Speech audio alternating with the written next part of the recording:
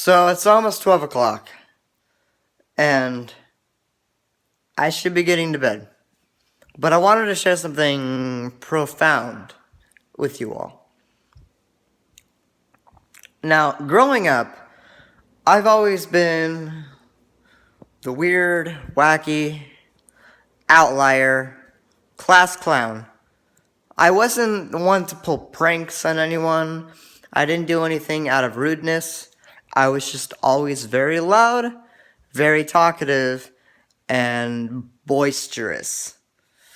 Okay? Now, one thing I've learned from embodying this archetype, this character trope, whatever, this trait of mine is that I fit into a jester role. Okay? Now, one thing I've learned about being a jester character, about being this fun, chaotic, happy character that I am, is that, for one thing, you feel like people take you less seriously, which, of course, is the case, like always with me, but because I exude non-seriousness. So no one's ever like, hey Dex, can we have a talk? Can we sit down and like talk? Just have a good conversation, whatever. Because I don't exude that. Not that I really want to have meaningful conversations with like a lot of people, but I've just noticed that a lot of people don't ever talk to me like a person. Mainly because I don't talk to them like a person. I talk to them like an animation. Would you kindly? So, that's one thing I've noticed. Another thing is that I try my hardest to tone it down a lot. And it's really hard, especially when I'm in crowds, not to go, wah! Off the walls and crazy. But it's also important to me that I keep the level of non-seriousness to a standard.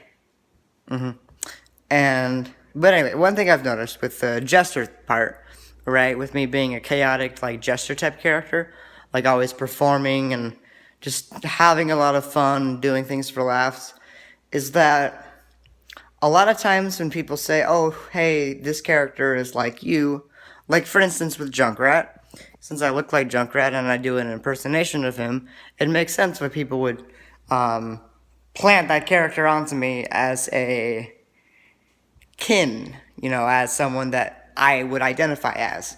And I definitely do. And one thing I've noticed is that all of these, or most of these, jester type characters have very similar voices. Now, in the sense of like the Joker, right, from Mark Hamill. His voice is similar to, say, Cicero from Skyrim.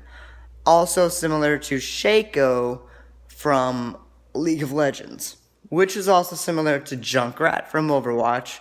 Which is also similar to a fan character voiced by a guy named Mr. Betty Kruger, or MBK. And his voice is, for Laughing Jack, is very similar. So all of these, it's very similar character. So all of these jester-type characters have similar inflections. You can go look things up and figure out what I mean by that, but that's one thing I've noticed, is that a lot of them sound really similar. And it's crazy because I always get picked to be those characters because I embody that. Like, okay, for instance, if I were to go and talk to one of my friends, I would, like, one of my friends from school who I don't talk to much, but, like, I see every other day, let's say. Hey, what's up?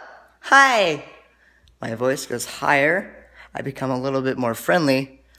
And I have, like, a permagrin on my face. Like, never goes away. And I don't know if that's I don't know if that's weird to people or if that's just what they expect from me. Because I've been doing this shit since I was like in first grade. Okay, it's been since I was like 6 up until now.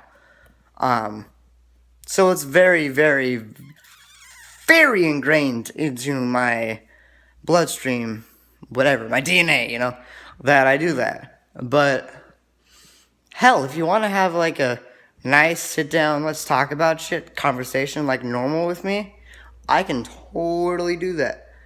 But for the most part, as a person, I'm usually just, that's so cool. Wow. That's part of my character. People usually say, you're like a cartoon character. Yeah, there's a reason for that. No, there's not really a reason. I just do that.